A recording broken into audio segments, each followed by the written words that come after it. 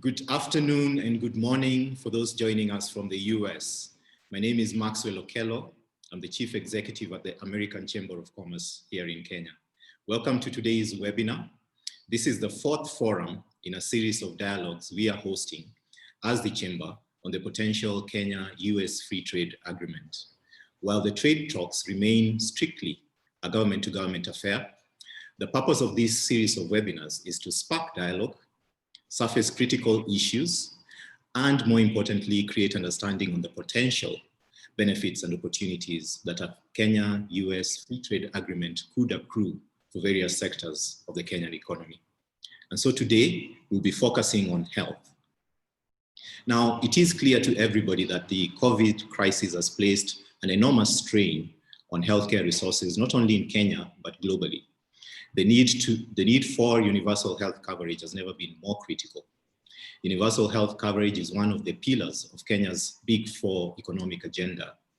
The plan aims to ensure 100% health coverage for Kenyans by 2022, through action in three main areas. One, enhanced health coverage, especially through social and community coverage programs. Secondly, increased access to services through strengthening and broadening the primary healthcare system, digitization across the service and supply chain, increasing human resources for the sector, and ensuring availability of medical commodities and equipment. Thirdly, enhanced financing for the sector. So by increasing the health budget allocation from 7% to 10% and attracting approximately US $2 billion private sector investment and alternative financing. The inclusion of the private sector and investment demonstrates the need for a collaborative approach. One way to attract increased private sector investment, technological transfer and lower costs is through liberalized trade as envisioned in the Kenya-US Free Trade Agreement. And therefore, the million-dollar question for us is, would this potential Kenya-US Free Trade Agreement be the force multiplier that unlocks greater trade and investment in health and catalyzes the attainment of universal health coverage? And so to unpack today's discussion, we're pleased to have with us a really great and diverse panel of industry experts. We have with us Catherine Robinson, Director for Global Trade Policy and International Government Affairs at Pfizer, Inc. We have with us Kapema Yepala. I'm sure I didn't pronounce his name well. That's KP, who is the CEO and founder of Access Mobile International. Perhaps you could just wave for us as I introduce you. We have Biju Mohandas, who's the head Health and Education, Sub-Saharan Africa of IFC. We also have with us Dr. Vimal Patel, Managing Director, Cosmos Limited. We have with us Willie Sorine, who's the chair, Kenya Association of Pharmaceutical Industry, CAPI. We also have with us the CEO of the National Hospital Insurance Fund, Dr. Peter Kamunyo. And we also have with us Dr. Amit Thacker, who is the chair of the Africa Health Business, and also chair of the Kenya Healthcare Federation, who will be our moderator for today. So before we begin, just a few housekeeping announcements. One is to remind the audience to kindly submit your questions in the Q&A tab at the bottom of your Zoom window as the session progresses. Use the Q&A tab at the bottom of your Zoom window and not the chat tab. That will make it easier for the moderator to track your questions. And at some point during the Q&A, the moderator may call on some of you to field your questions live to the panelists, at which point you will be required to unmute your microphone and ask your question. In terms of run of play, today's forum will take about 90 minutes with a panel discussion, starting off with a panel discussion that will take about 50 minutes, followed by the audience Q&A. So with all that being said, I want to get this show on the road, and I'm going to introduce our moderator officially, who will then take over, and the panelists will have an opportunity to introduce themselves as we move along. So our moderator for the session, as I mentioned, is Dr. Amit Thacker. He is the Executive Chairman of Africa Health Business, President of Africa Health Federation, and Chairman of the Kenya Healthcare Federation. Dr. Meet is a visionary entrepreneur, acclaimed industry captain who founded Avenue Healthcare, a Kenyan-based integrated private health service provider in 1995. Dr. Meet has been a groundbreaking pioneer in the integration of private sector within the health system in Africa and actively supports governments, corporates, health organizations, and development partners to foster effective public-private partnership initiatives towards improved health outcomes. Welcome, Dr. Meet, and over to you. Thank you so much. And thank you for those kind words. It's really a lot when you hear about yourself being spoken by someone else, but thank you for that script. And I think I want to thank AmCham and all the organizers, but also most importantly for the time that the panelists have given us to log in and give their wisdom and the rich insights of this very important document, FTA, and the discussions around health. On my next slide, I'll just tell you quickly about today's objectives. If we can cover these 4 items very clearly, one is a robust discussion, like Maxwell said. It needs to spark dialogue. Today, it's sparking the dialogue. And potential trade and investment opportunities would be good to highlight from the champions we have in the panelists, so we can pick some nuggets. I think we should be also honest about challenges. And this honesty in challenges may drive us towards these new investments of a 2 billion and other funds that we're looking for. And finally, if we clear out these policy considerations, we could be one of the sectors that can be seen as a sector that's important for FTA, which gets forgotten many times when we are competing with energy, agriculture, and others that have been featured very prominently in the FTA. On my next slide, this is just about me that Maxwell has already mentioned. I'll tell you about the timeline. Thank you, Eva, for this one. It's been an interesting year. We all saw what happened on 6th February when Donald Trump and Uhuru Kenyatta publicly announced what happened in Washington. Thereafter, 17th March was an important date when the Trump administration talked about the Republic of Kenya under Section 105A. And in July, it was really amazing because even in Kenya, we started discussing about the FTA, and this is how AmCham and everyone from the US trade and the US ecosystem has been deeply involved. And I know why now that the AmCham team is circling these discussions around FTA. We all have read those documents. It's trying to reduce barriers. It's trying to serve as a model for additional agreements in Africa. So on the left, you can read. On the right, I picked up 3 points that I felt were important from the documents that were published by US and also Kenya. Number 1, they talk about mutually beneficial trade agreement. The key word there is mutually beneficial. The second thing is about regional integration. And we as Kenyans, we talked about regional integration, and we are very much in the favor that we should start these agreements and the other partners of East African community can join when they're ready. And that should make Kenya drive and move ahead very quickly. So it should not stop because other EAC countries haven't signed on. And then we need to build on and learn from what happened in AGOA, what didn't happen, to build this relationship. Circling back, very quickly, we're in the health space. So I've just given you some figures.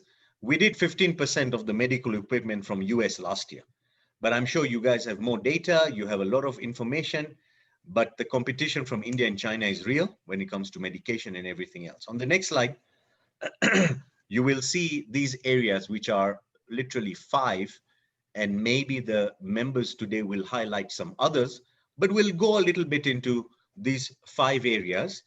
One is investments, and I know Biju will talk more about it. Can we attract more funding? The second one is about supply chain.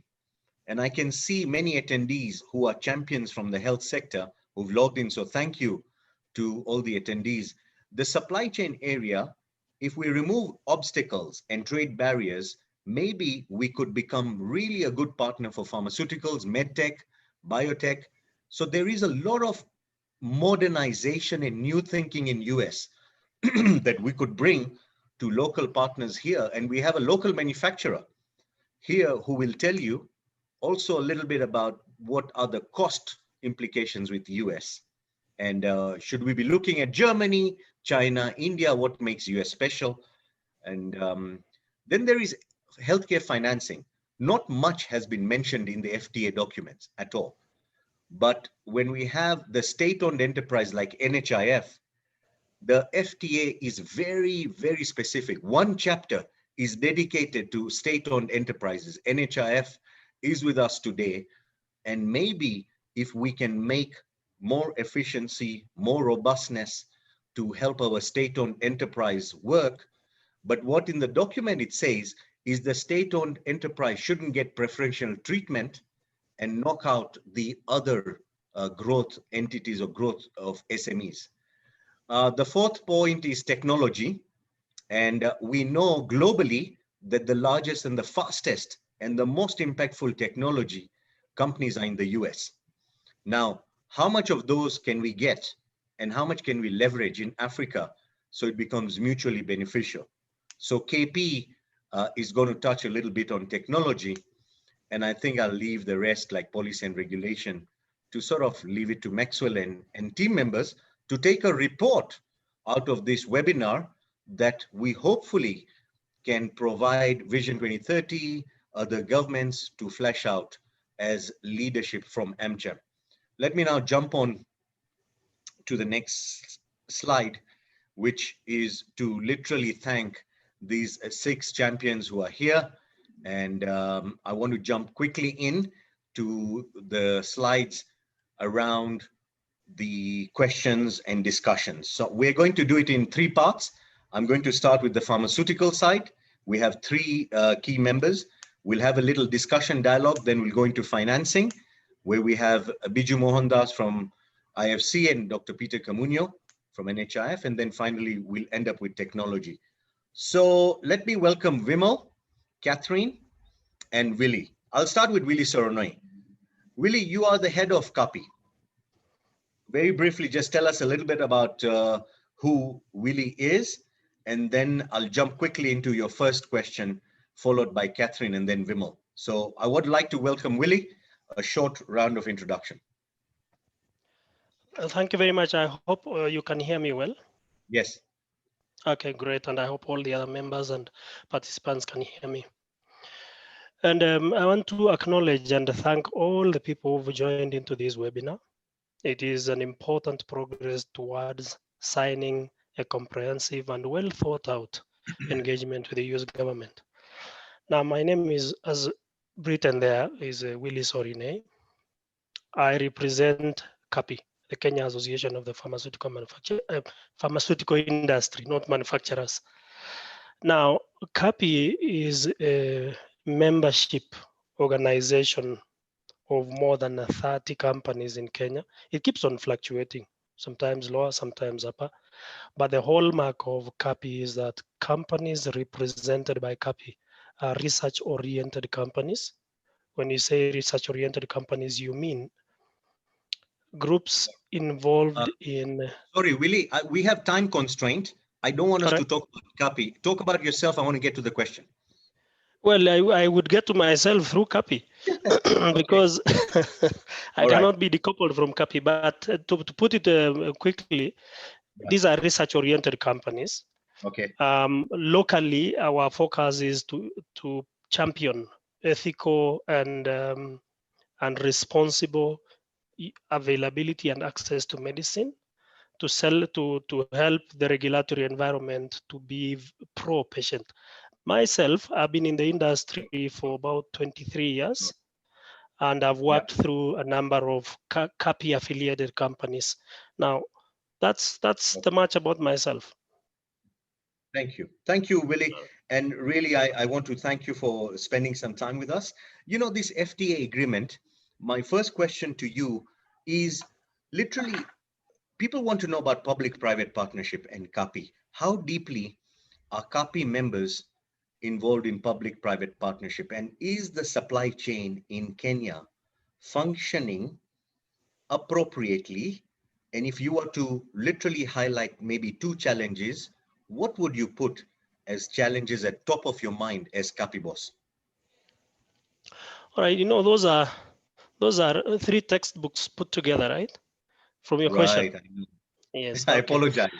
And I'll start by the private-public partnerships that are driven by CAPI members. There's a lot of work that is done by CAPI membership, and the most recent and most visible is the medical leasing equipment that Yes. is related to some CAPI member companies going into partnership with the governments and the counties to provide equipment to public hospitals. Now, even though there's been a bit of misunderstandings and creases on it, the fact of the matter is this has made a great opportunity in advancing availability of high-tech cutthroat medical equipment to areas that were unheard of or unthought of before.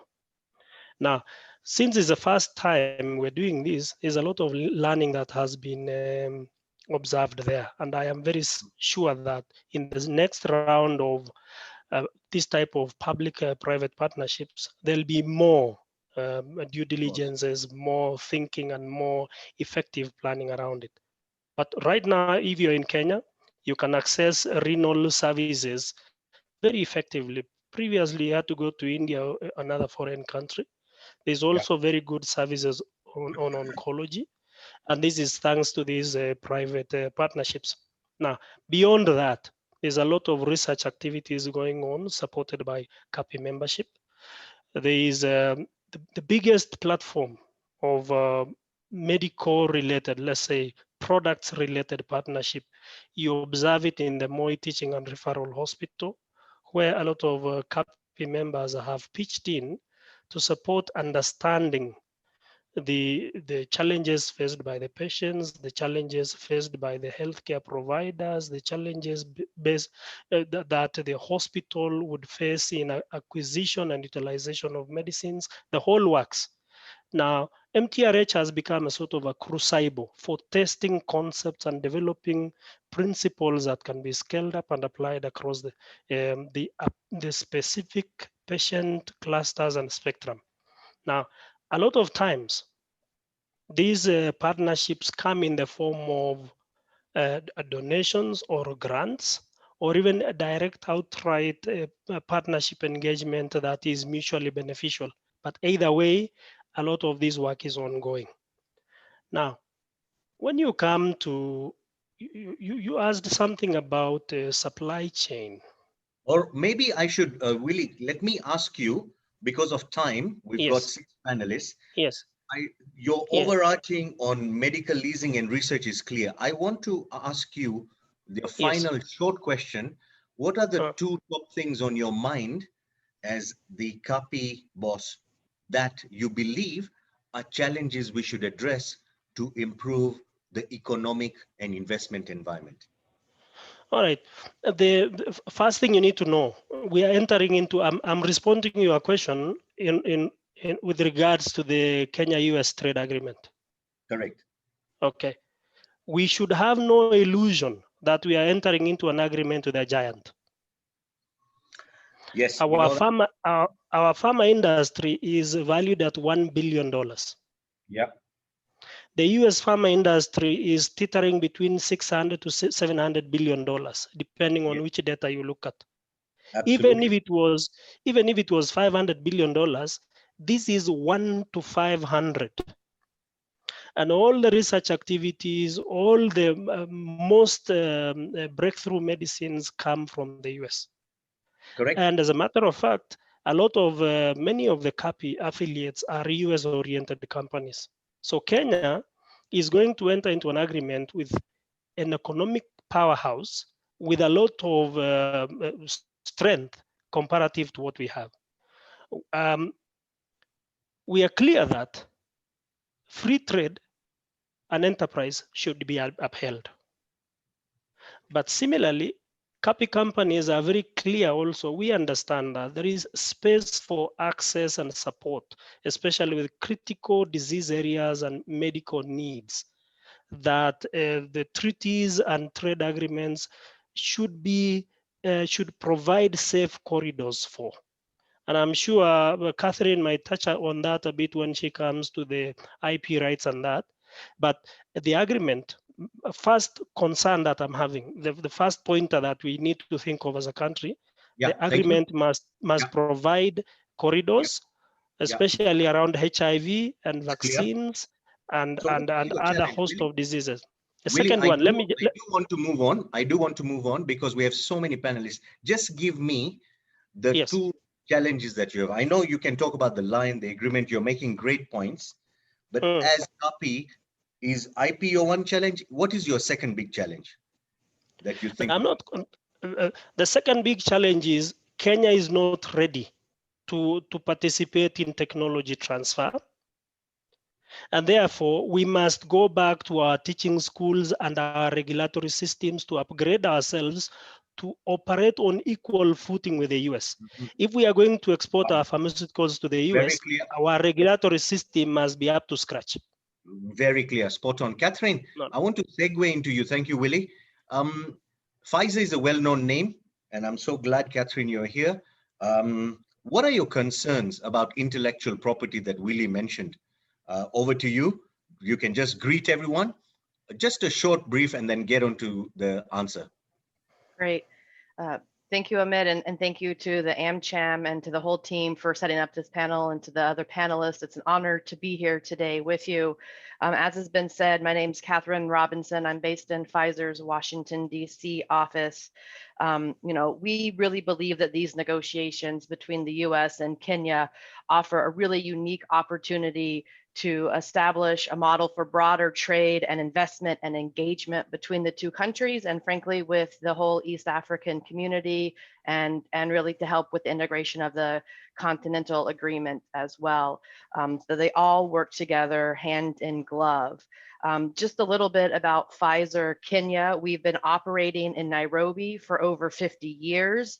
Our office here serves as a regional hub for the company, with our regional distribution center to provide medicines to the entire East Africa community. In addition to our commercial operations, we have a number of partnerships across the country to help provide equitable access and treatments to key therapies. A couple that I just want to highlight real quick. We are partners with ANPATH to really help build awareness, screening, and healthcare provider trainings and treatment capacity for breast cancer to help protect women across the country.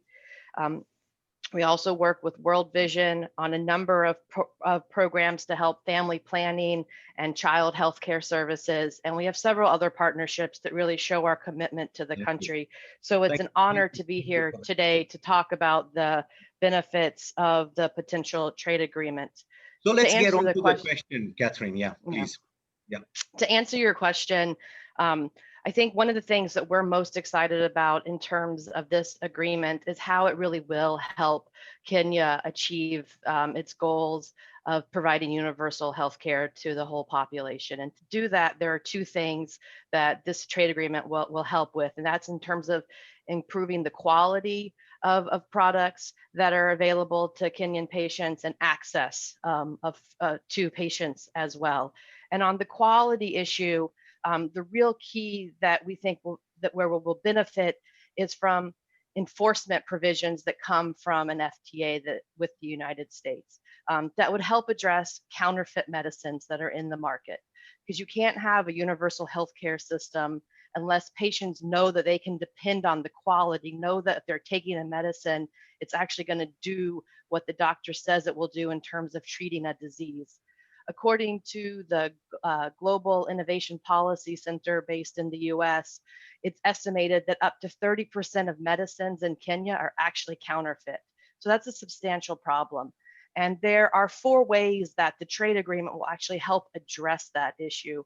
First, a provision that was implemented in the US-Mexico-Canada agreement, which is serving as the foundation for these trade negotiations, was they created an ex officio authority for border custom agencies so they can actually detain products that they suspect of being counterfeit when they come into the country. That would be a huge benefit to Kenyan patients if that provision is carried over into this trade agreement. Sure. Second, we're really hopeful that through the customs and trade facilitation chapter of the agreement, that there will be greater coordination and notification between customs authorities, law enforcement, and the actual rights holders or marketing authorization holders. Right now, that communication is not consistent, doesn't happen in a timely manner, so there's no way to be able to really detain or smuggled medicines that are coming in across the border at various ports of entry. Third, I would say that these negotiations can also help us address challenges where we're facing with parallel trade. Kenya actually has a pretty strong regulation that allows for legitimate parallel trade, but it needs to be enforced more strongly to prevent illegitimate parallel trade. And so we're really hopeful that this agreement will help with that. And then lastly, and this will really apply to everything, the agreement will also just helpfully bring in significant capacity building. So sharing of best practices from the US FDA, the US Customs Authority, on how they have gone about ensuring quality and safety of medicines in the supply chain. So we're very much looking forward to these trade negotiations to help really address the quality that will be so essential to providing universal health care. Amazing. I think those 4 reasons are spot on. And of course, there are deeper issues which let parallel trade and counterfeit flourish, and we need to come together as Pfizer, as a company, and talking about intellectual property.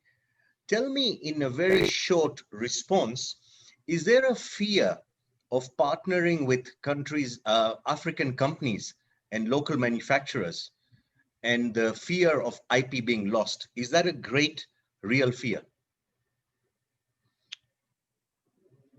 Thank you for the question. I mean, we look forward to partnering with local companies all across the globe for our operations that meet the standards and qualities that we hold critical to our operations as a global manufacturer of pharmaceutical products. So from an overarching perspective, we look forward to those opportunities where we will be able to harness the scientific capacity of a local entity in support of our desires to bring new products to patients. And so it's hard to say because the quality of companies in every single country, greatly varies. You have those that meet the highest standards, and then you have some that still have a significant, room to grow. And so we would just, rely upon our quality control to make sure that anyone that we're partnering with meets those high standards. I think meeting standards and counterfeit, excess, improving quality is all great. This gives a nice introduction to local manufacturing. Cosmos is a well-known company here in Kenya. We have the managing director, Vimal Patel, with us. And you've heard Willie Sorone from Kapi, you've heard Catherine from Pfizer. Being an entrepreneur on the ground, Vimal, and bring a Kenyan manufacturer, will this FTA trade agreement mean anything? Will this be a discussion in your boardroom? And if it needs to be a discussion in your boardroom, what is it that you'd like to discuss to show what would be the next steps that will be beneficial for the people of Kenya, the people of East Africa, but also investors like yourself? So a little introduction about yourself, and you can dive in to answer that question. Okay, thanks, Amit. Good morning, good afternoon, and good evening to some of our viewers here. My name is Vimal Patel. I'm the MD of Cosmos, a pharmacist by profession. I'm in a private company. I've been with them for 30 years, and we started making essential medicines for Kenya at a time when Kenya was importing most of the medicines. And our goal was to actually make Kenya self-sufficient. Yeah. And I'm the vice chair of the Kenyan Federation of Pharmaceutical Manufacturers as well. Like Willie mentioned, our goals are very similar in terms of quality and affordability and helping the Pharmacy and Poisons Board in approaching all good regulations. Yeah. Okay. So, you know, every opportunity, everything that we do in life has opportunities. Yeah. And to me, I've always look at opportunities rather than barriers. Okay. What is our vision? Our vision is the foremost thing that we need to look at, which is universal healthcare for Kenyans. Now, how do we achieve that? We have to achieve this on a number of grounds. First and foremost, I think we need to look at the general affordability of the population in Kenya. We also need to look at employment. Without employment, nobody gets disposable income. Yeah. And how do we do that? Because I think as human needs, whether it's America or Africa, we all have common needs to help improve the life of people. That's everybody's right. So how can Big Brother America help small brother Kenya? And I'm talking about in the pharmaceutical manufacturing space. Now, pharmaceutical manufacturing is an essential industry. It's an essential also in terms of looking at the security of a country. So if I get it right, I mean, I look at the opportunities that either Pfizer or other companies can work with local companies in partnership in trying to improve the quality aspects so that the standards are high. I think I agree that quality is paramount. You know, people in Africa deserve the same as people in Europe and people in America.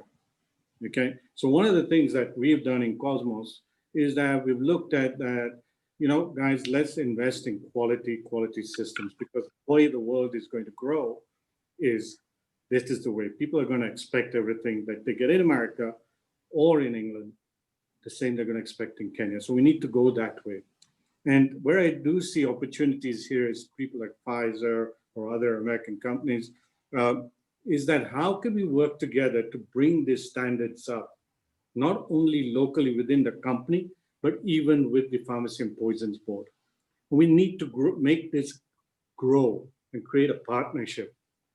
Yeah, we're faced today with antiretroviral issues, NCDs, etc. And one of the things that we did earlier on in Cosmos's life history was we actually got a voluntary license with GSK and Boehringer. I thought that was a good breakthrough. On the same grounds, I would like to see that, you know, American companies partner with Kenyan companies to attack this pandemic or epidemic issues. That's where I see the value addition coming. And, you know, at the end of the day, why should China and India enjoy the privileges of supplying to the US? Why not Africa? What is it that they are doing that Africa cannot do? That's where I think Big Brother will be useful. Thanks, Vimal. I mean, that really is I think one point you touched on was quality. It's cross-cutting. Catherine, yourself, Willie, I think that's a non-compromise issue. That's coming out clearly. And what's also come out in the pharma is that FTA will help us drive that. One thing's coming out very clearly is the regulatory framework is shaky. Catherine talked about customs, all that.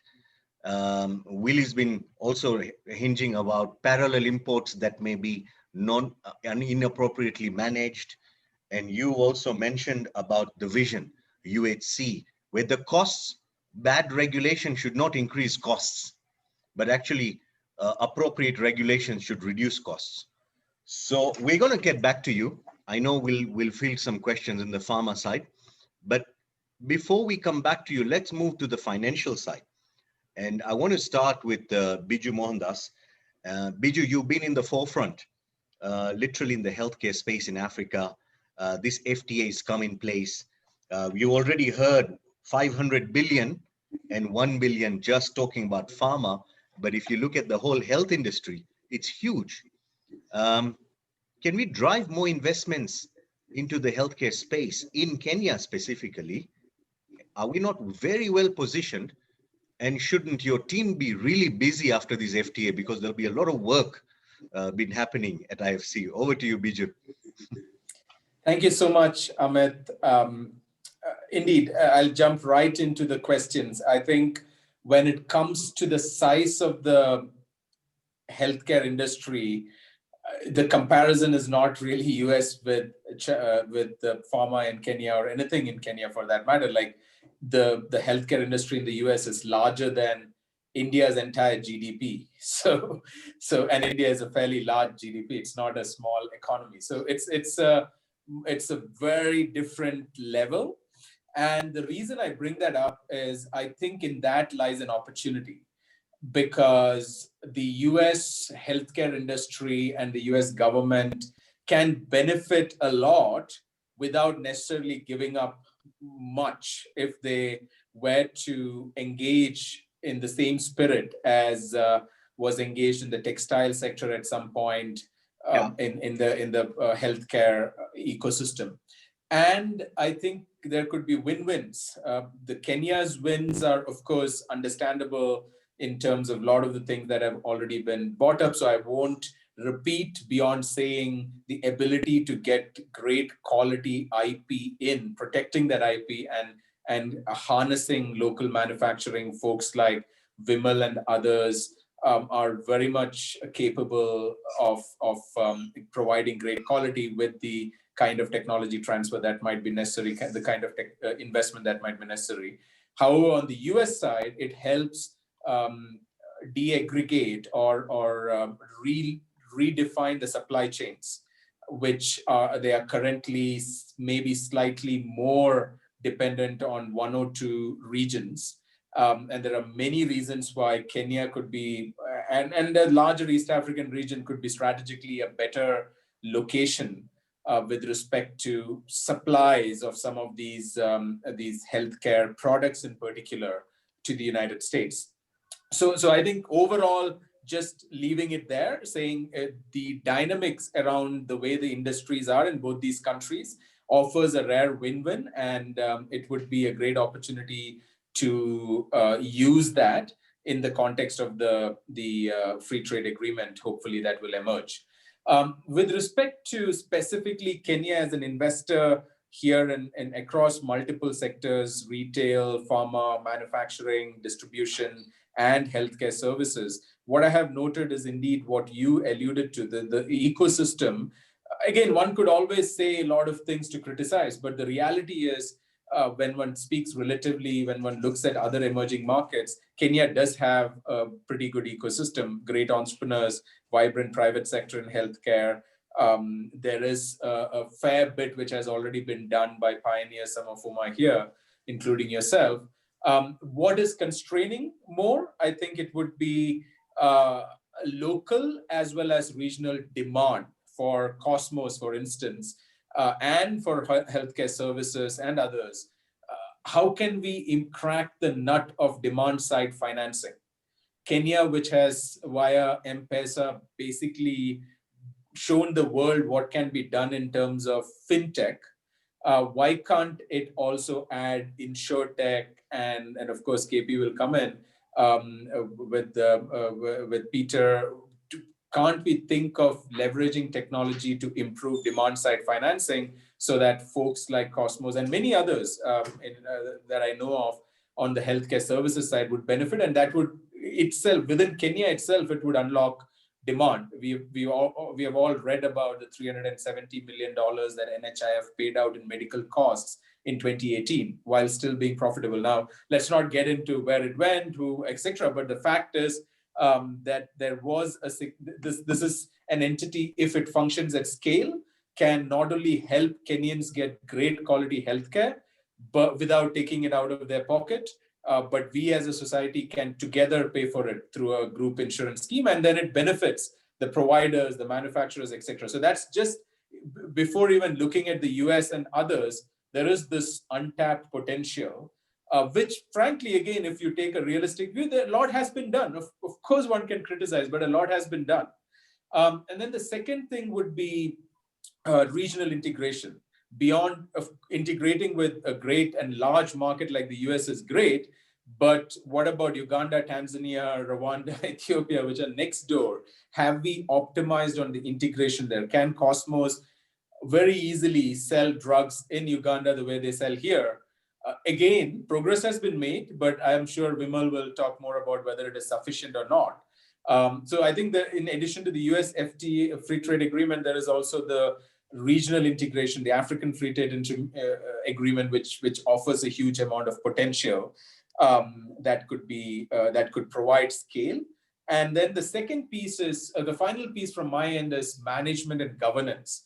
In pretty much every investment that we have done, we have had to, along with other co-investors, support the company go a certain distance with regards to these two things. Again, relatively speaking, much better than what we do in other markets.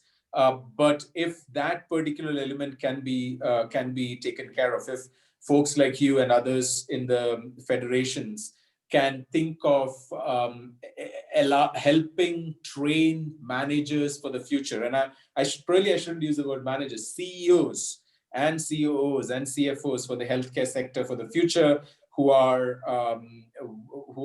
capable and also able to and excited by good governance. I think there is a great opportunity there as well. So I would just say, signing off, the potential for doing more, while the lot has been done, doing more rests in these three things: sorting out integration regionally, sorting out the demand side financing, and there I think leveraging technology could be a big piece. And then finally, figuring out ways to think of the talent issue. I touched on the management side, but also on the other side. And that's not just getting more doctors, but we are living in an age where a health worker who used to be a medical officer can do more today with the assistance of these technologies than he or she was allowed to do before.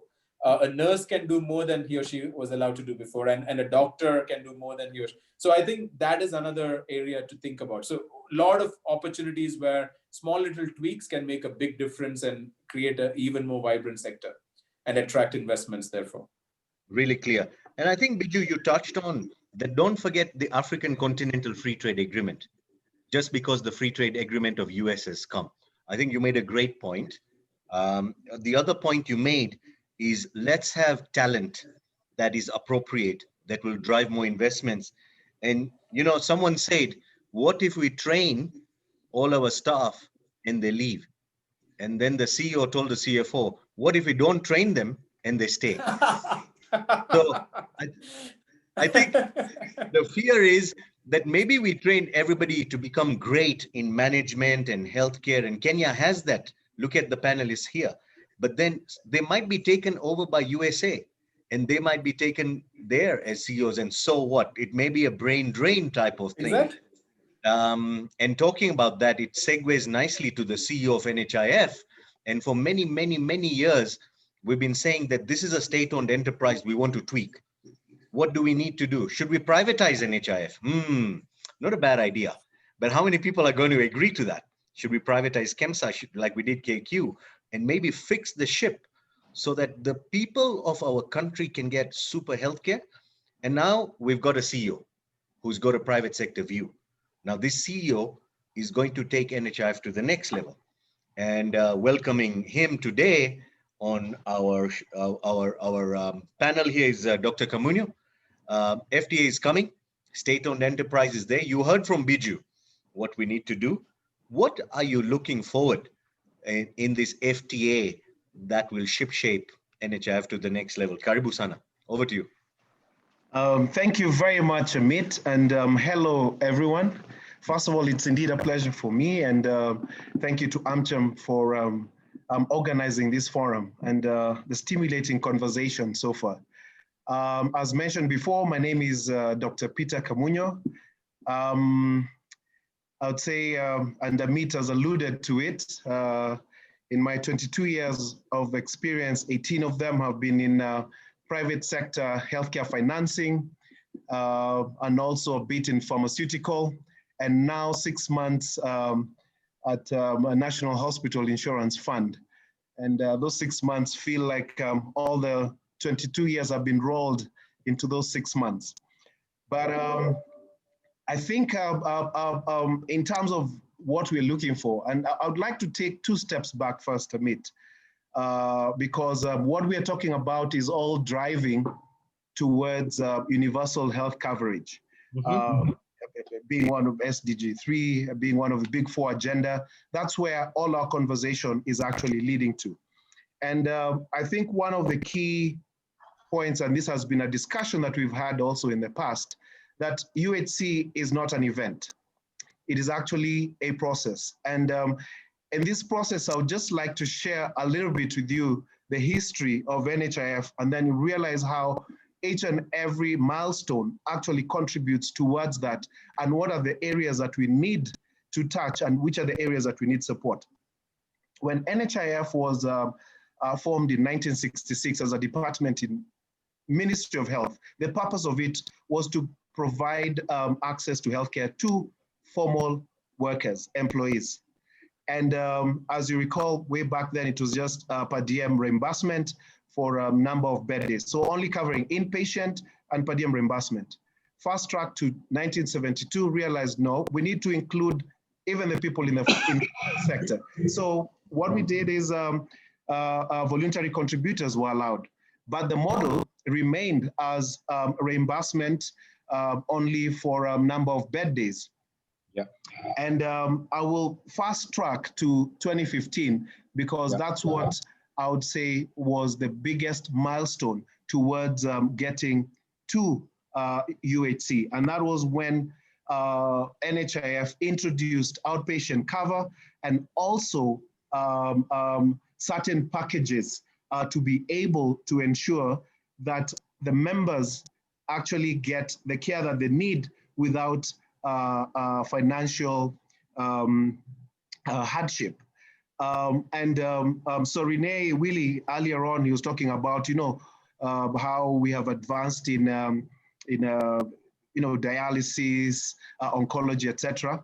I'm sure if you check in your statistics, you'll realize that the number 1 payer for all those services in this country actually is NHIF in total, in terms of bulk figure.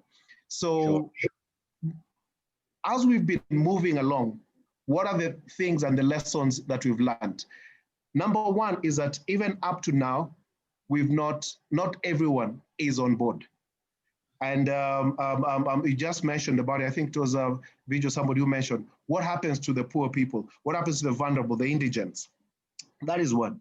Number 2 is, as we have moved from a very linear relationship of per diem reimbursement to now covering both inpatient and outpatient, having different financing mechanisms of capitation, fixed fee for service for bundled services, etc. What are the challenges that we're getting? I know like in 2018, there was a big scare that NHIF is getting huge losses, etc. And if you really peel what the problem is, it's actually a threefold. Number 1, lack of proper awareness about insurance per se. So you find that there was severe adverse selection because people who are paying is only at the point of need. So it's something that I like calling literally buying money. Then number 2, because we have not created systems to be able to address this, and this we're talking about at provider level, you find many of the providers design the systems to actually maximize from NHIF. So meaning because of perverse incentives, we have extremely high utilization of our services. And then how can that be addressed? And Biju also talked about this. The issue about, first of all, on the supply side, and the pilot that was tried in the 4 counties as we were going towards UHC, really didn't have, we had a lot of learnings from it. And as Biju said, demand creation, demand side financing or output financing is the way to go. But we know that to have an effective mechanism for output financing, the supply side must be present. And there we're talking about the pharmaceuticals, we're talking about the human resources for health, we're talking about the technology. And the technology here is not just for telemedicine, we're talking about technology that would enable payment mechanisms that are transparent and accountable, and to be able to have predictability of cost. And that is where we are suffering the most. So here we're talking about the basics. We're talking about coding. We are talking about disease-related groups. And we've been talking about this for years, but yet we have not done that. So when you ask me where I see the FTA helping us, is for us to also be able to get assistance or a boost to be able to lay this foundation that would create an environment whereby we can have effective financing mechanisms for health that are equitable and are also transparent enough and accountable enough to be able to predict the costs. So that would be able to sustain the programs that we have. And also, as we are identifying those vulnerable populations, the indigents, and finding a way of supporting them, so we know what extent that would get to. So for me, that is as a state corporation going into social health insurance, looking at all areas, that's what I would say is key. And that is based on the learnings that we've had over the 54 years that we have been on this journey towards UHC. Thanks, Peter. I mean, this is really, when you talk about systems and high utilization, you talk about tech and payment mechanisms. I think what you're looking at is, if you look at Kaiser Permanente, you know, in US, and you look at huge schemes and HMOs that are there, besides governance and everything else, how can we leverage the US sophisticated market on systems that can help us reduce what you call the inefficiencies in a state-owned enterprise of NHIF? That would be immensely valuable for you. No, absolutely, absolutely. And I think we should look at, let's look at what the root causes also are. And we have the pointers actually right in front of us. If you look at the payments that we have, we make from NHIF, 90% of all the contributions go back to reimburse utilization at hospital facilities. So we pay out 90% of everything that we collect. But then, so we are paying this out to 8,200 providers who are on our panel. Now, here's the interesting thing. 76% of our payout goes to private sector. Here we're talking about only 2,500 of the 8,200 providers in total. So why is that? Why is that? It's because they have set their systems to be able to attract these patients, because we do not drive the patients there. So how can we increase that capacity to be able to have systems? Yeah, like the examples that you've given, you'd probably group the private sector facilities in that group.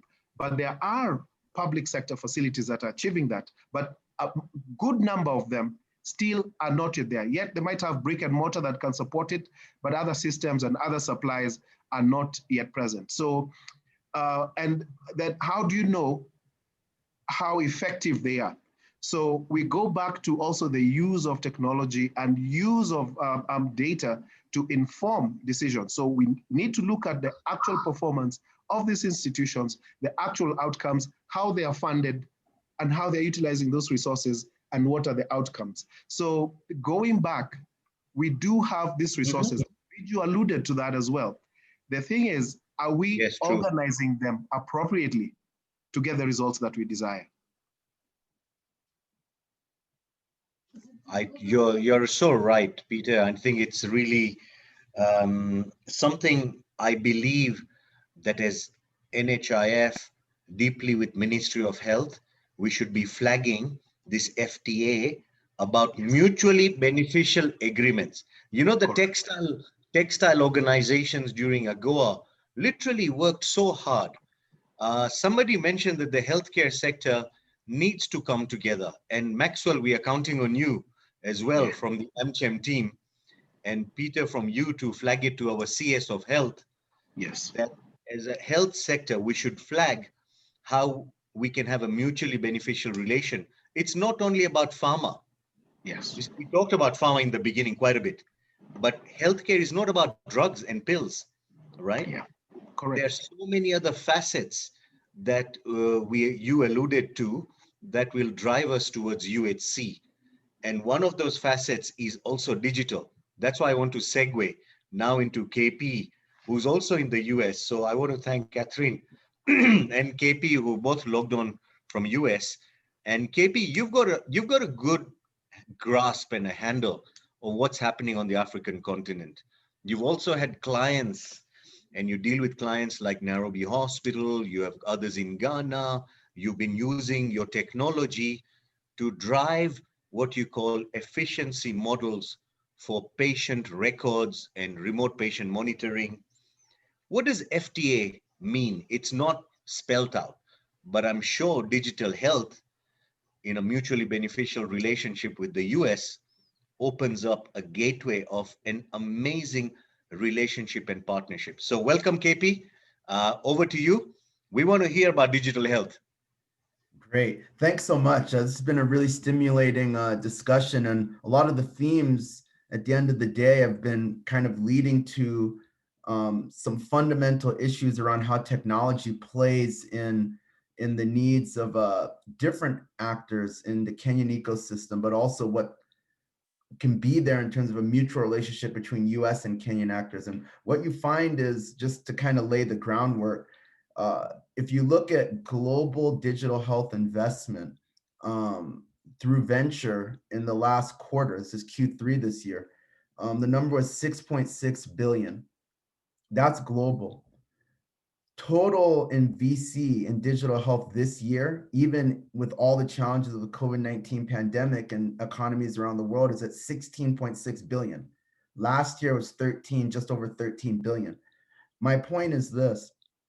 I think it's been recognized globally that digital health innovation is the next wave, and the COVID-19 pandemic has kickstarted many things into gear.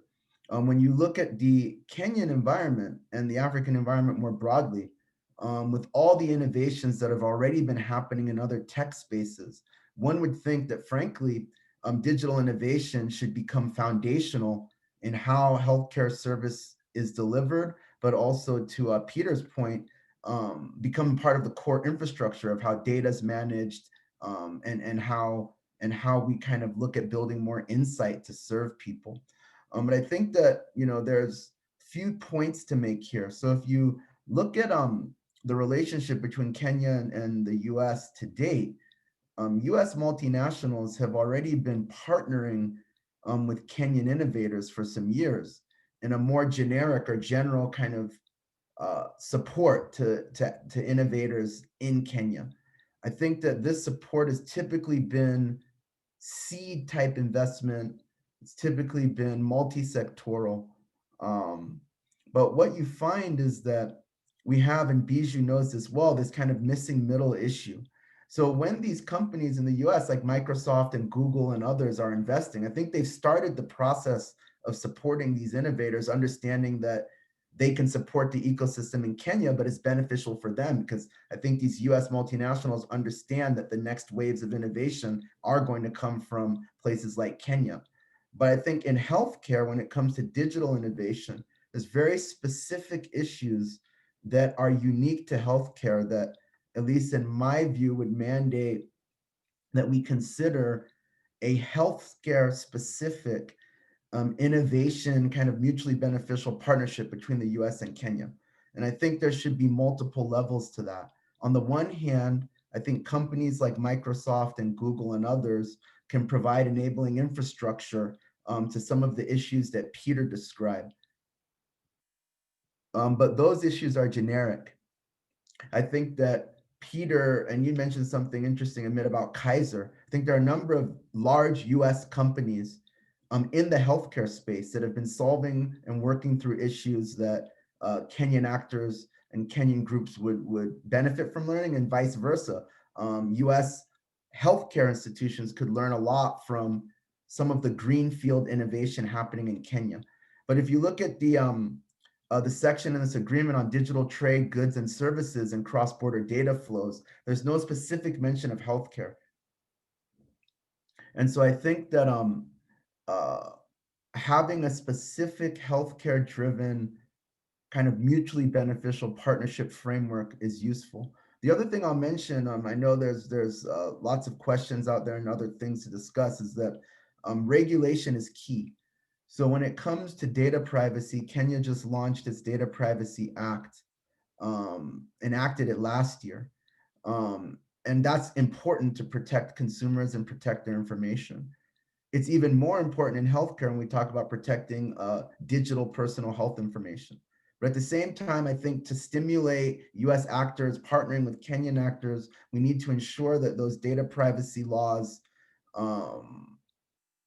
are done in a way that doesn't also detract actors from wanting to come into the space. So it's finding that right balance of protecting consumer rights and privacy, but also ensuring that the regulation is not so heavy-handed that it might detract certain actors. We must be global best practice in that regulation, but I just wanted to note that. Lastly, it's not just about big players. So there are tons of mid-sized digital health companies in the US, for example, and growing digital health companies in Kenya that can partner. And so I think typically the partnership constructs start with the big multinationals, but in this facility, we can also have some of those mid-market actors that are a little bit smaller but innovative partner between US and Kenya. And so I'll leave it there for now. Thank you, KP. I think the whole data privacy laws and protection is also a big point that you raised. And I think the whole partnership is amazing with institutions that we can learn from. So I think let's move on to the Q&A section. We've got about 25 minutes. We want to literally try and fix this in 15 minutes because 4:30 we log off. And we want to do also parting shots. First of all, thank you all the panelists. We've got some interesting questions that have come through, and maybe Maxwell and Eva, you can flag something that you think is either repetitive or common. But to be honest, let me start with the one that I can see that's very clear is to Vimal. You know, there was a nice little summary from Sanya Smith. You can see 64% of the market share will be lost in Colombian generic medicine. Given this, do Kenyan companies, do you think we should agree to the US FDA proposals? What's your view? Thank you. I think that's a very good question. Yeah. So as I said, first and foremost, COVID-19 has taught us a lesson that we need to be self-sufficient. So as long as we keep to that also part of the goal in trying to help US, trying to help Kenyan companies, I don't see an issue. But if it's going to become a supermarket trade where all imported medicines are going to come, then you're going to kill the local industry. That's not the goal we want to go to. And I'm sure that's not what the US wants. You said mutual. And I think everything has to work mutually. Yeah. So yes, you can say, yeah, things will work out badly, but you can also look at opportunities. I'm sure this is negotiations. Negotiations goes two ways. So I don't really think it's a threat in that way. It will become a threat if it's just one way. But I think we're all mature enough, both the governments and the people of this country and the people of the US, they'll work together. Thanks. Peter, same question to you. It also wants Kenya US FDA to restrict government assistance to state-owned companies, which may include yours. If Kenya agrees to these provisions, will it be a problem to NHIF? From Sanya, you've seen that, right? What's your view? You see, in terms of direct help to, we can live with it. And I'll tell you why. Because we, as quote unquote, an insurer, we want the infrastructure, we want the systems out there to be working. So if the assistance does not need to come directly to NHIF, is to our suppliers, our service providers, supporting the environment, because as a state or social health insurer, once we have that, and also supporting directly the indigents, for example. So if, for example, we're saying that there's some funds available to promote the vulnerable groups, it is directly paying for each individual for their premiums. So it would obviously help in terms of building capacity, because that's an area that I see would directly benefit as a state institution. But for as long as the FTA is supporting the ecosystem, then we directly benefit, and we directly are able to support the journey towards UHC. That's really good. We can live with it. Yes. Amazing. Does anybody want to add a comment? But I do want to circle back to Willie and Catherine. Willie, this is a huge discussion around the whole trade balance. You also mentioned that we are not ready as Kenya when you talked about it. And you mentioned that we need to be ready. What will make us ready for technology transfer? If you were to take us through a step-by-step approach, we may be in step 1, then step 2, step 3. Just paint for us a picture. All right, thank you very much. A quick background. Let's reflect on what we gained from AGOA. We didn't gain much from AGOA because we did not put into place the investment infrastructure that was required. And remember, AGOA was an opportunity. It was not a trade pact. This is a trade agreement. It's not an aid condition. So it will be the two countries will be competing for opportunities, and the winner will take it. Yes, albeit with some level of humanitarian approach to issues. But we must be always we must know that it will be competition. Now, if you look at the pharma industry, it has about 7 steps in the value chain. The lowest steps means just trading in the products, buying and reselling. Then you come to manufacturing, and then the highest level will be in the deep science of it, which is clinical trials and the manufacturing of APIs. We are at level 2 or 3. To move up any further than that requires us to have adequate manpower that is trained to play in that higher level of the value chain. Second, we need technological investments, digital tools, actual machinery, and all that. And this is not there. Now, if you look at our counterpart, Ethiopia, they've been at it for about 5 years now, moving themselves up the value chain. I think they've reached level 4 now. They can do formulations, injectables, and all that. They are advanced more than us in ability to produce. It is in our ability to produce and offer services at the higher value chain that we will be able to export into the US. This opportunity is giving us a chance to export into the US market, but we will not export just anything. It must be competitive. It must be top-notch quality. It must meet the quality regulatory provisions of the FDA, which is perhaps the most stringent you can find. That means on our side, then, we must raise the Pharmacy and Poisons Board regulatory framework to reflect the standards of the FDA. And that way, if we actually crack it, we will find ourselves in a very high value, high returns engagement with the Americans. It is a factor of start with training in the colleges, build manpower. The government should give incentives to the degree possible for investments to rapidly move within the pharma sector. But by all means, we must move up the value chain. That is my assessment. Thank you. Catherine, very briefly, can you just add to what Willie has said? Is that you share the same concern? And Eva, can you unmute Kevin Masudi if his hand is up and he wants to chime in a question? Catherine, over to you.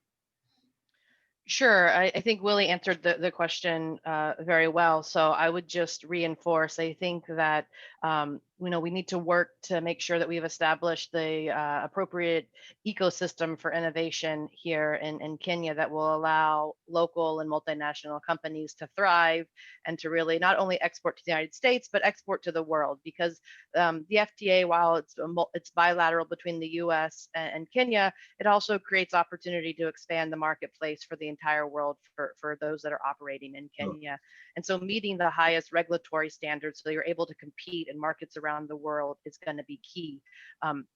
Right now, it takes way too long to get a product approved through the regulatory process in Kenya, which delays access not only to patients, but then to companies from both local and multinationals from entering the marketplace. And so the faster that a product can get approved, not only is it then available in Kenya, but then it's easier for it to be exported around the world. Also, if the regulatory agency expands and does capacity building to meet the international standards. So I think really increasing regulatory capacity is going to be key. Yeah, that's a very good point. But, let's not over-regulate to strangulate what African countries and companies should be doing. That's one important thing. If we start putting too much pressure, they'll never grow. In a game of golf, you play on the same course and you have handicaps. And those handicaps allow the younger players to actually get a better score. And I think US should be looking at that. But if it's on the same scorecard, it's a fantastic way for African companies not to grow. I think that is a message that's loud and clear to the big brother. Well, Kevin, I think it's, if I could yeah? just add on it, I think it's critical to underscore that everyone needs to be meeting the same regulatory standards, but there's different ways that you can do that doesn't create a chokehold on industry. And so if you leverage mutual recognition programs and reliance on other products that have already been approved, so that each regulatory agency is not doing the same repetitive approvals, so that you can create a pathway to move certain products into one lane that would be reviewed under perhaps an expedited pathway because it already has approval in another. It opens up and creates more resources for those products that are unique to Kenya to go through the process in a timely fashion as well. So it's how you allocate your resources, and that's where there's the greatest benefit to be achieved.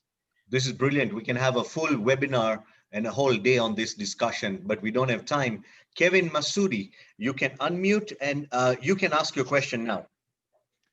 Thank you very much. My name is Kevin Masudi. I work for Varian Medical Systems, Head of Government Affairs for Africa. We're a global leader in cancer care, American company, of course. I thank the whole panel for all of your insights. I think I just wanted to highlight one key element, and that is that it is really about creating a vibrant ecosystem in Kenya. And I think one of the things that we see as medical device companies is that there are a lot of private companies that are more than willing to invest in Kenya, US companies, and even outside of that. And there's a lot of USGA supporting that investment. We have DFC ready to invest quite a lot in a lot of projects and private companies like ourselves and others. But what we do require is we do require a local ecosystem to make that sustainable.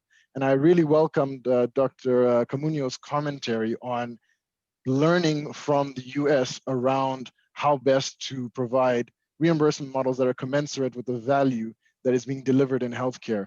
Because if we look at cancer, the mortality rates are extremely high. If we look at clinical outcomes, they're orders of magnitudes higher in Kenya in terms of mortality as there are in the US. And there's really a line of folks ready to invest in the private and public sector to support Kenyan patients if the reimbursement models are commensurate with the value delivered. So I really urge Dr. Camunyo to really follow up with that through the free trade agreement. How can we learn from other models around the world in reimbursement? How can we align value to the cost models that are there? And then how can we really drive a local ecosystem? Because there are folks ready to invest. Great. Thank you. Thank you for your comments, and thank you for this positive input about that people are ready to invest.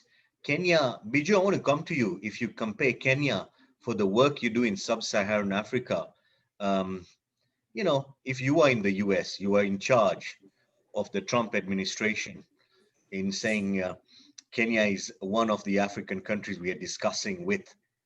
And would you be very excited on that table and say, yes, this is Kenya, and this is why, and this is the what?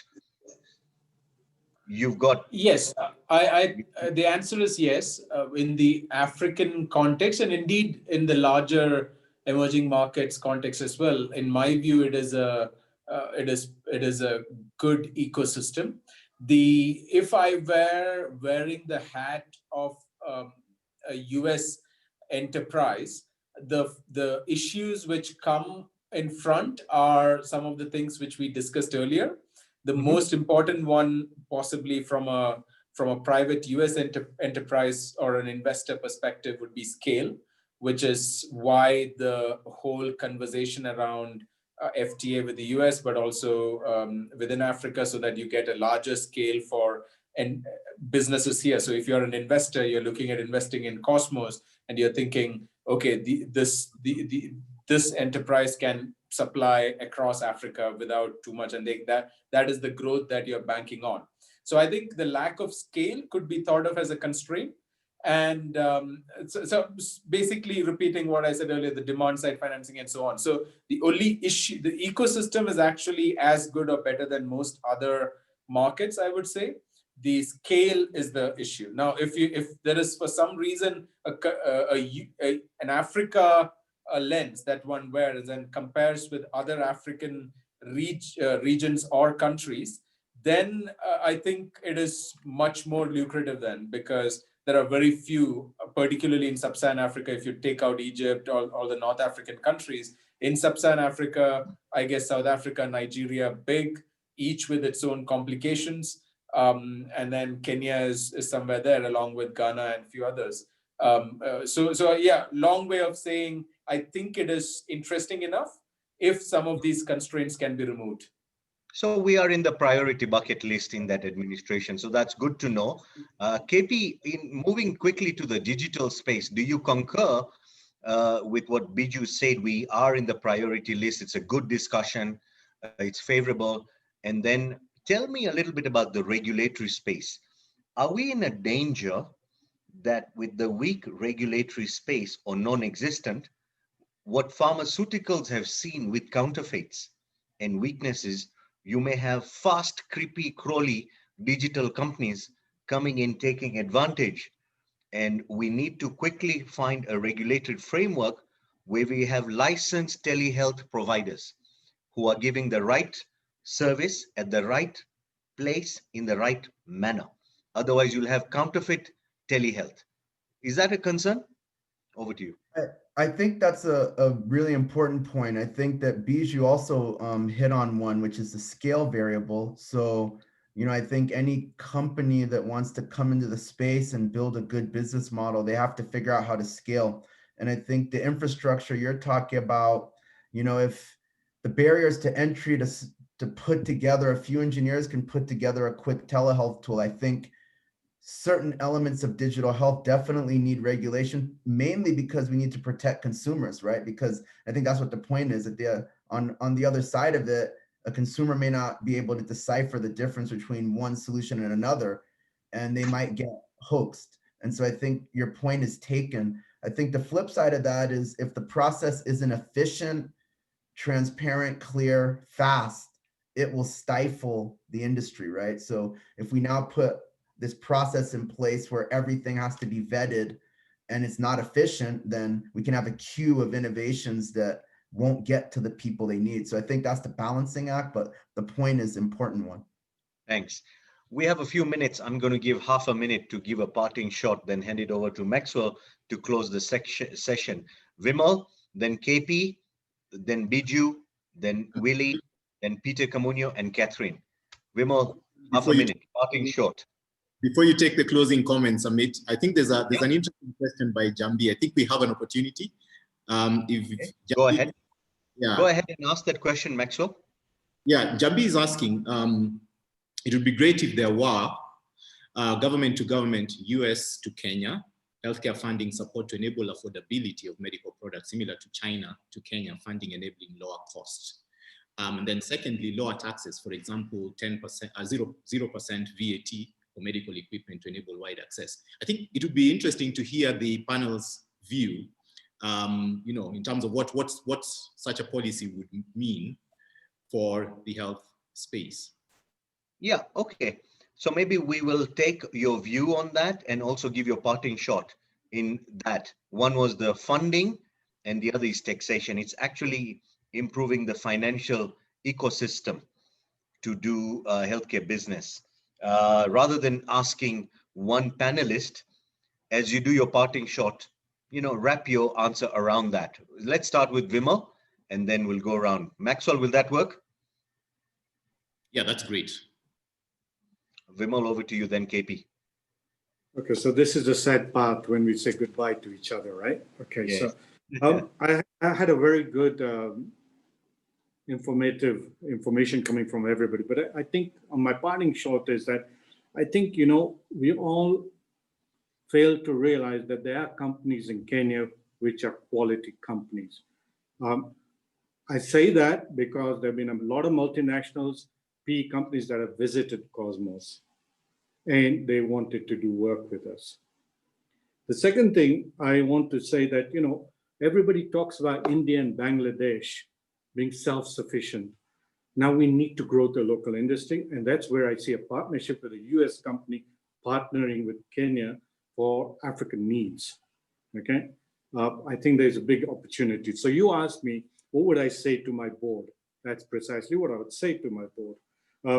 The other thing is that Kenya is a vibrant country in terms of pharmaceutical manufacturing. We got about 32 manufacturers here. That's the biggest between Maghreb countries and South Africa. We should not use this act as killing this thing. And finally, on the business of Ethiopia, for my good friend Willie. Willie, we also formulate here and we've been doing it in-house. So we're quite advanced, yeah? And there are other companies in Kenya which are like that. So it would be nice that all of us had chances to visit each other's houses and see what's happening, because there is a lot and we can work together, seeing the opportunities. Regarding taxation and all that, a parting shot that I can say on that, and I think we all live in this myth, that's saying that tax increases cost. Yes, it does to the end user. But in the universal healthcare that I've always been saying, if you tax certain imports, which are already available in Kenya, use that money to channel into UHC. Why don't you look at it that way? Medicines that are not made locally, like for some of these cancer things and for vaccines, I don't think you should tax that. Yeah, I don't think you should tax that because you need these things available. But things like paracetamol and all, if you're going to get it from India, tax it, use that money as a VAT into UHC. Why don't we do that? Those are innovative ideas we should be thinking about. Brilliant topic. Yeah. We're going to park it for another one, Maxwell, sometime. KP, parting shots. Great, thank you.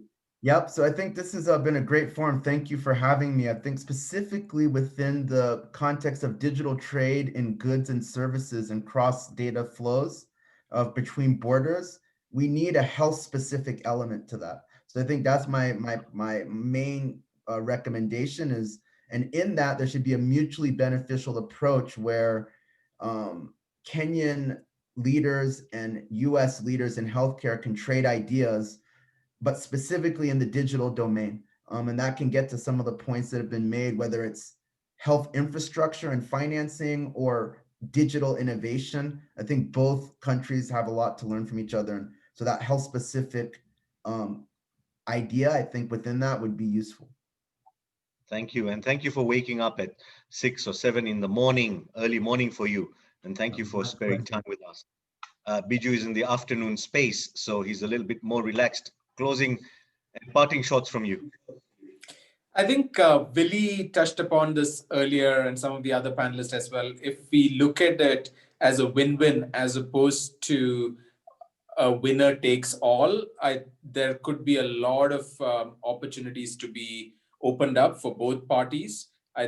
From the US perspective, if I were a part of the negotiations on the Kenya side, I would bring up the ability, the opportunity to create alternative sources of supply chain in a friendly, strategic, geopolitically friendly country. where you really have an opportunity to, and culturally as well as from a democracy perspective, there are a lot of things that go together, right? So I think that would be the aim, push for win-wins, where the Kenya offers an opportunity to build great quality supply chain for parts of the US healthcare system.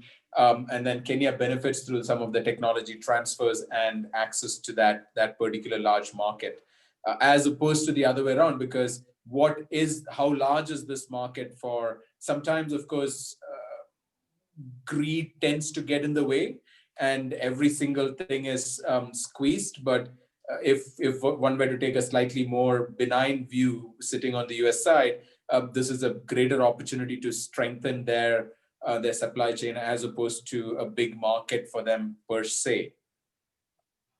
Thanks, Biju. Let me move on to Willie and then Catherine, and I'll end with you, Peter. Just 30 seconds, Willie, of your parting shot as well. Happy to hear your closing. All right, thank you very much. Now, I will address myself to the two questions raised. One is, the first one is that funding. Funding will be very welcome, but it must be coordinated and used institutionally. If it is distorted, it will not achieve the impact that is desired. The second one is the taxation. And this addresses some of the key concerns that CAPI have always had and related companies. We need to have a predictable operating environment, and it is a chance for Kenya to put its house in order before the signing of the agreement. Taxation, not just taxation, but ad hoc inclusion of requirements on importation like PVOCs, inclusion of KEBs in the mix, inclusion of national quality control labs in the mix. All of those distorts the environment. Who is the regulator? This needs to be streamlined. And for us to go into a competitive world, this needs to be clear from the outset. And CAPI stands behind Kenya and willing to support and invest in any way in mechanisms that will help and advance the patient care. Thank you. Thank you. Thank you, Willie. And let's move to Catherine. Really, I would also like to thank you. Early morning for you in DC, mid-morning maybe. Parting shots. Well, thank you, Amit, for moderating this excellent panel, and to all my fellow panelists. I think this conversation has really highlighted the benefits, the mutual benefits that will come from this trade agreement moving forward. And again, thank you to the AmCham for organizing. From Pfizer's perspective, we really believe that this is a unique opportunity to help create the ecosystem of innovation that's necessary to allow all players in the Kenyan market to thrive and to move forward. So we look forward to working with everybody as these negotiations continue and to help advance universal healthcare in the country. So thank you for the opportunity. And just to answer the question quickly, I think there's two things that would really help address financing for healthcare. First, as I highlighted, we really need to slow the counterfeits that are coming into the market. According to one study, counterfeits are robbing the country of $80 million in tax revenue every year. So if you're able to address counterfeits, perhaps you can increase the money coming into the country that could then be allocated to the healthcare system. And then secondly, in terms of looking for a sustainable long-term healthcare financing model, it's really critical that the government put into place a national reimbursement framework that will allow for the success and long-term viability of the universal healthcare system, so that there are predictable, understandable procedures that are used for how you decide which products you're going to reimburse in the healthcare system. So that is going to be another key thing to address the issue. Thank you again. Thank you, Catherine. Peter, this is really over to you, but it's not, before your parting shots, accreditation of facilities in counties has stopped. Michelle is asking, just, it's going to resume soon. For just 10 seconds, answer her question, but then give us really your parting shots on this. Yeah. All right. Thank you, Amit. No, accreditation or contracting of facilities has not stopped and will not stop. There are certain challenges to ensure that the process is proper, because after we contract, this is actually gazetted, so it requires at the end of the entire process a board approval. So because of the gazettement part as well. So the process is ongoing, and the backlog should be resolved by end of this month. Thank you. Fantastic. Lovely. That's on that. My parting shot is just a simple one, and is that at all times, I think we should always be asking ourselves, what outcome are we looking for? And then once we're clear and always circling back to what outcome are we looking for, then it's a whole systems thinking to see all these components that we have in the healthcare ecosystem, how is each component addressing the outcome. I would speak for NHIF, what is the outcome that we're looking for? Right now is that we become a strategic purchaser of healthcare services. So that comes with a myriad of issues. And secondly, that we are able to enroll more than 80% of the population of Kenya, and that is UHC. So what factors are going to support that? Thank you very much. Thank you so much. Thank you, panelists. Sorry about the time. It was too difficult. As Africa Health Business, for us, growing the business of health in Africa is critical. For us as a company, this FTA is critical. And to bring local content onto what the US and the US health market do is also critical. Not only the healthcare projects, but also the joint ventures, the mergers, the training. So when Maxwell reached out to us as a member of AmCham to have this conversation and dialogue, I said that the mix of professionals and the three key areas of pharma, digital, and investments in financing makes it a really ripe conversation. I hope that the attendees have found it useful. I want to thank them for the time. And I certainly did enjoy spending time with all of you at the panel. Let me hand it over back to Maxwell. Over to you. Thank you. Thank you. Thank you so much, Dr. Mead, for navigating this very critical conversation. And a very special thanks to the entire panel. Catherine, thank you so much for your contributions. Thank you, KP. You guys had to wake up really early to be part of this. Thank you, Willie, for sharing your insights from a pharma manufacturing perspective. Thank you, Vimal, for your time. Biju. Thank you, Dr. Kamunyo, for really sharing your passion and insights about how the social security side could work towards realization of universal healthcare. So at this point would be a really good point for us to take a quick poll. So Evo, if you could put that up. It's coming up on your screen. Really just one question. It will take you all of 5 seconds to answer. Yeah, let's go. We want to get that to at least 60%, and then we'll pull it down. All right. Great. Let's keep going. We have about 56% have polled, 60%. All right, it seems like we're stuck at 64% voting. So from that, you can clearly see on your screens that 66% feel that optimistic that the US Kenya Free Trade Agreement will be a catalyst for attainment of UHC, which is wonderful. Ladies and gentlemen, this has been a wonderful and very, very stimulating conversation. It's certainly a conversation that we've only just started. This will be a process. As you can see, there's quite a bit to cover, and there's so many facets to it that we need to dive into and delve into in depth. So I want to, at this point, really thank the audience for their participation, for spending 1.5 hours plus on this call with us this afternoon.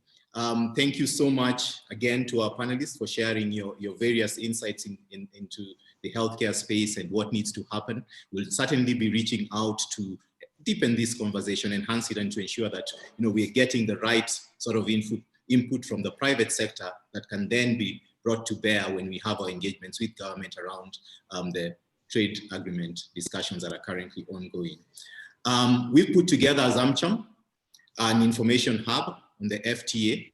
So you can visit www.amcham.co.ke/FTA, where you'll find various resources on negotiating objectives, as well as other resources that you'd find beneficial in terms of giving you information relating to what is happening from an FTA perspective. We will keep updating that. And then finally, do look out for the recording of today's webinar. We will put that up on our YouTube page, American Chamber of Commerce in Kenya. And we will also share the link with all the participants of today's webinar. So I don't really have much to say beyond that, but to say thank you once more to everybody for this really exciting and wonderful conversation. And so, ladies and gentlemen, we've come to the end of our webinar. Thank you and have a good rest of the day. Bye-bye. Thank you. Thank you and goodbye.